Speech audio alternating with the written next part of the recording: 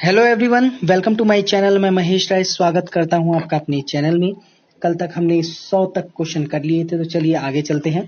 Question number 100, किस राग का ठाट काफी नहीं है? ए दुर्गा, बी गौड़ मल्हार, सी भीम पलासी या डी बागेश्वरी।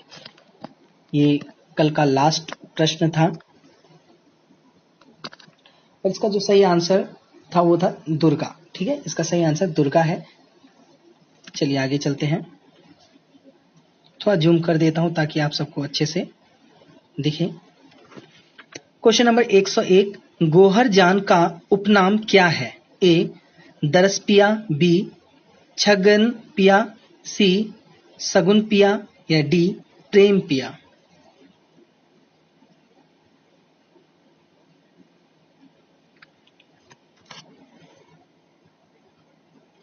इसका जो सही आंसर है वो है बी छगन पिया। ठीक है,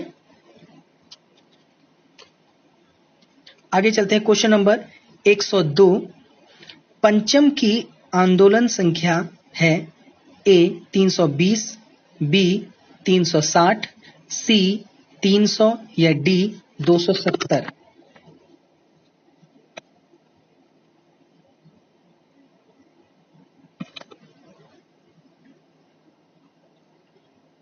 इसका जो सही आंसर है वो है बी 360। चलिए आगे चलते हैं। क्वेश्चन नंबर 103, संगीत में छोटे छोटे स्वर समुदायों के लिए क्या शब्द प्रयोग होता है? ए अक्षिप्तिका, बी स्थाई, सी मुख चालन, डी मुर्खी।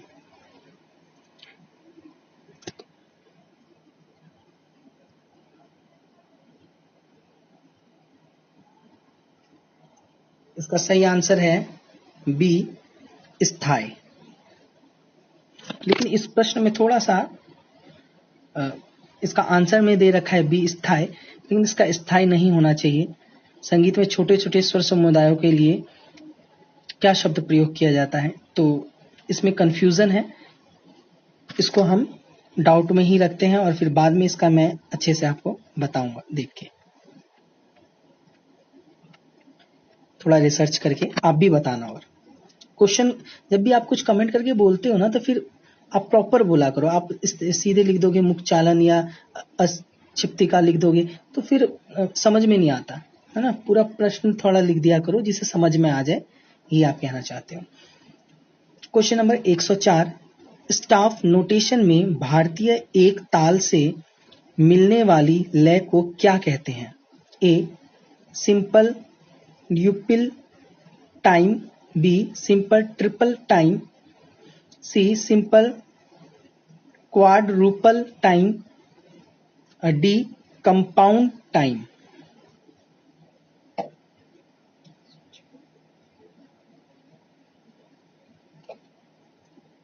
इसका जो सही आंसर है वो है ए सिंपल ड्यूपल टाइम। ठीक है,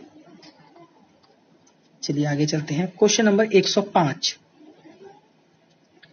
व्याकरण के आचार्य हैं? ए भांकर भाव, बी राम गोपाल, सी पाणिनि या D Balwant Rao Bhatt.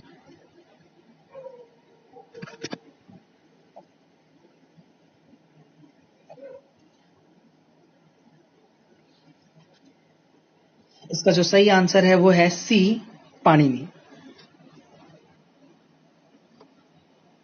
Question number 106, तंबूरे का तुम्बा किसका बना होता है? ए लकड़ी, बी लौकी, सी कद्दू या डी इनमें से कोई नहीं।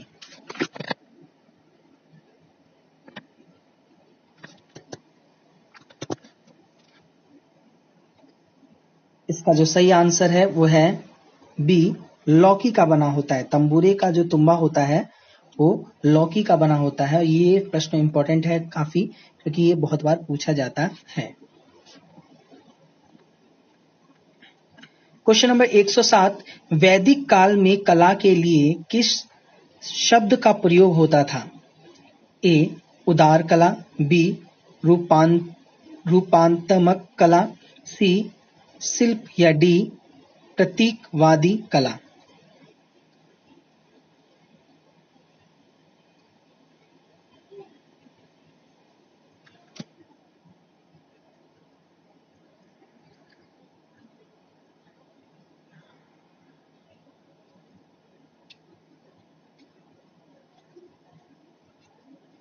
इसका जो सही आंसर है वो है सी शिल्प। आगे चलते हैं क्वेश्चन नंबर 108। करुण रस का संबंध किस स्वर से है? ए षड्ज ऋषभ, बी गंधार निषाद, सी गंधार पंचम या डी गंधार मध्यम।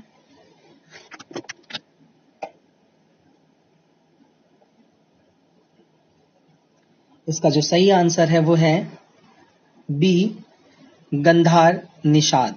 ठीक है, चलिए आगे चलते हैं। Question number 109। गीत एवं अलापों के छोटे खंड को क्या कहते हैं? ए रूपका लिप्ति, बी विदारी, सी स्थाई या डी मातु।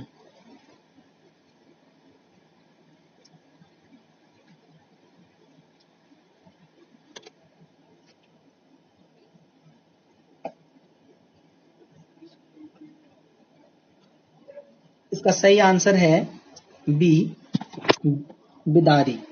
गीत एवं अलापों के छोटे खंड को विदारी कहते हैं। Question number 110। किस घराने में लयकारी पर ज्यादा ध्यान दिया जाता है? ए ग्वालियर, बी किराना, सी पटियाला या डी आगरा।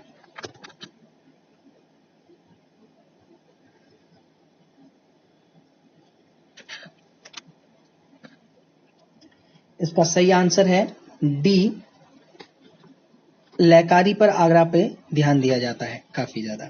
चलिए आगे चलते हैं। Question number 111।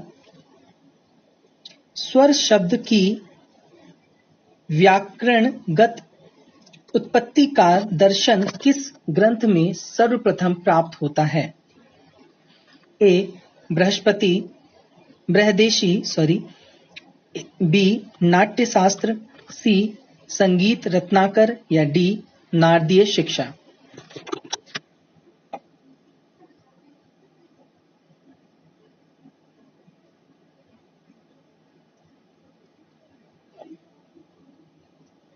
इसका सही आंसर है ए बृहदेशी। ठीक है, स्वर शब्द सबसे पहले जो मिलता है वो मतंगकृत बृहदेशी में मिलता है।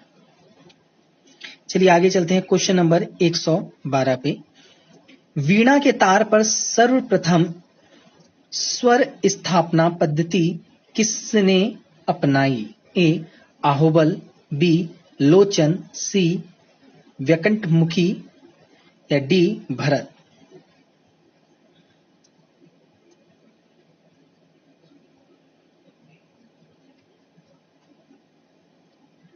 और वीणा के तार पर जो सबसे पहली स्थापना की थी वो की थी आहोबल ने। चलिए आगे चलते हैं। Question number 113। महर्षि भरत ने कितने शुद्ध स्वर माने हैं? ए 9, बी 6, सी 7 या डी 8।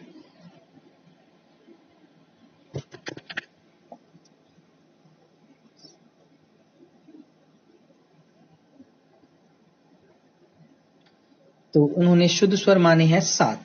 ठीक है, भरत ने शुद्ध स्वर 7 माने हैं। चलिए आगे चलते हैं। Question number 114। महर्षि भरत ने कितने विकृत स्वर माने हैं? ए 2, बी 5, सी 0 या डी 3।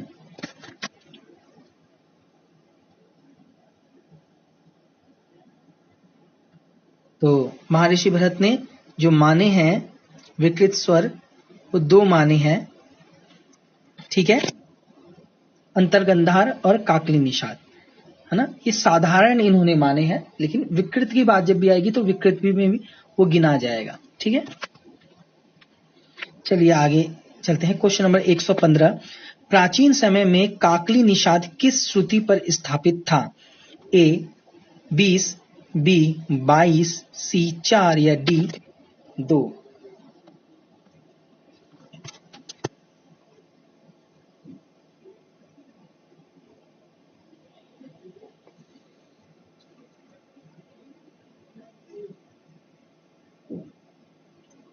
अब देखिए इसका जो आंसर है वो दे रखा है डी 2, लेकिन ये बिल्कुल ही गलत है। प्राचीन काल में जो श्रुति की व्यवस्था थी वो 22 पे थी, ठीक है, अंतिम स्वर पे। तो इसका बी आंसर सही होगा, ठीक है। इसका जो आंसर होगा सही वो होगा बी। क्वेश्चन नंबर 116, कुल कितने मुकाम माने गए हैं? ए 12, बी 24, सी 7 या डी 20?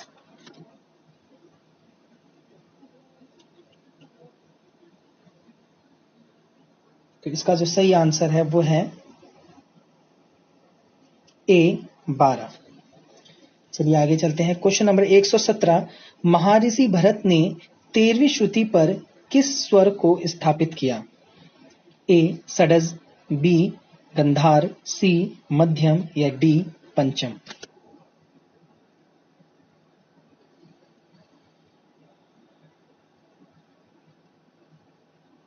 तो इसका जो सही आंसर है वो है सी, मध्यम को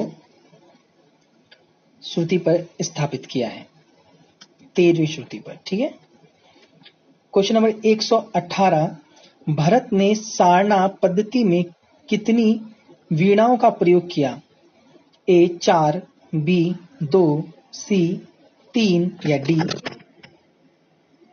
3? सी 1 और डी 3, ठीक है। क्वेश्चन नंबर 118 है ये।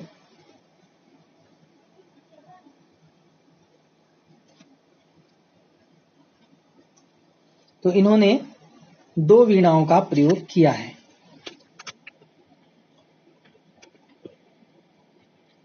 क्वेश्चन नंबर 119, भरत की प्रत्येक वीणा पर कितनी तारें थी?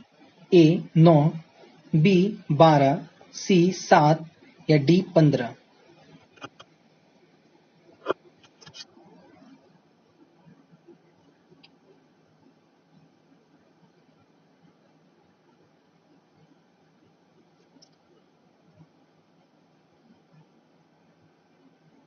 इसका सही आंसर है 9, ठीक है। 7 शुद्ध, 2 विकृत या साधारण कह सकते हैं आप। साधारण कहना ही ज्यादा सही रहेगा। क्वेश्चन नंबर 120, नाद के 5 प्रकार किस ग्रंथकार ने माने हैं? ए नारद, बी पंडित भातखंडे, सी भरत, डी लोचन?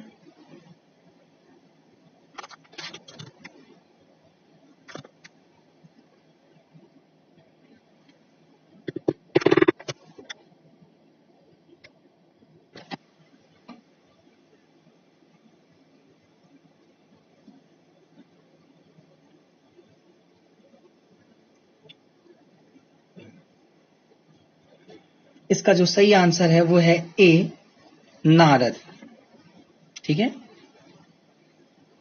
क्वेश्चन नंबर 121, श्रुति दर्पण नामक ग्रंथ का आविष्कार किसने किया?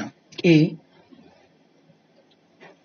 बृहस्पति, बी पंडित शारंगदेव, सी आचार्य भरत, डी पंडित ओमकारनाथ ठाकुर? श्रुति दर्पण ग्रंथ के बारे में पूछा गया है।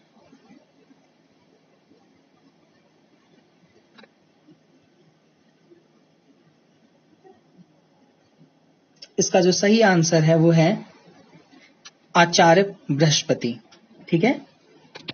इन्होंने श्रुति दर्पण नामक ग्रंथ का आविष्कार किया है। चलिए आगे चलते हैं। क्वेश्चन नंबर 122, आचार्य भरत ने कितनी श्रुतियों का वर्णन किया है? ए 20, बी 66, सी 22 या डी 7?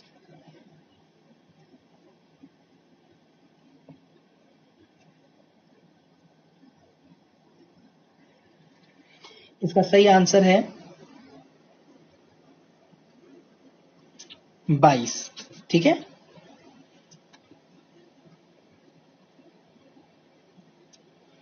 क्वेश्चन नंबर 123, श्रुतियों के नाम तथा उनकी जातियों का वर्णन सर्वप्रथम किस ग्रंथकार ने किया? ए भरत, बी नन्य भूपाल, सी मतंग, डी सारंगदेव। पूछा गया है कि श्रुतियों के नाम तथा उनकी जातियों का वर्णन सबसे पहले किसने किया है? श्रुतियों की। ठीक है,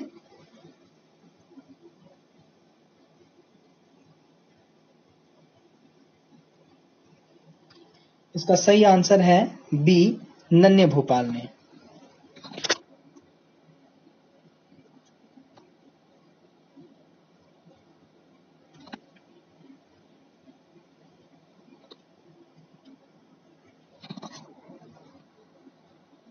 क्वेश्चन नंबर 124, सप्त स्वरों के समूह को क्या कहते हैं? ए अष्टक, बी सप्तक, सी मूर्छना या डी जाति। मतलब कि पूछा जा रहा है कि 7 स्वरों के समूह को क्या कहेंगे? सिंपल है ये, बी सप्तक कहेंगे। ठीक है, आगे चलते हैं। क्वेश्चन नंबर 125, ईरानी संगीत में श्रुतियों को क्या कहा जाता है? ए मुकाम, बी श्रुति, सी हंगाम, डी मौसीकी।